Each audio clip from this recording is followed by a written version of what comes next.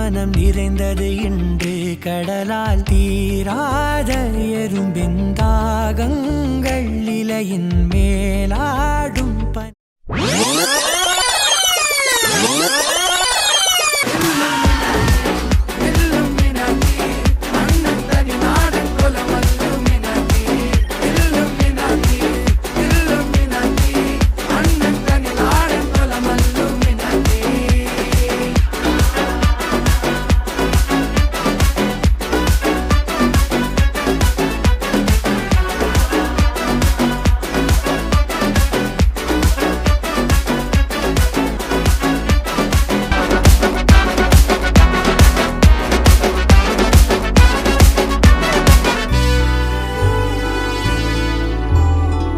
உலகிதிலாரோடும் தோல்கா வீரன் கரளிதில் அம்மைக்காய் தேங்கும் பைதல் மடியில் പാലൂറ്റും സ്നേഹം നീയേ മറഞ്ഞോ താരാട്ടാതെന്തേ കരയാൻ കണ്ണീരില്ല കണ്ണീരൊപ്പനാരും പോരണ്ട എരിയും മൂന്നാം കണ്ണിൽ കോപം കൊള്ളും.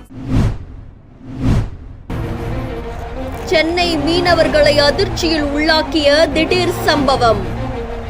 காசிமேட்டில் திடீரென உள்வாங்கிய கடல். ஃபைபர் போட்கள் தெரியும் அளவிற்கு 30 அடி உள்வாங்கிய கடல்.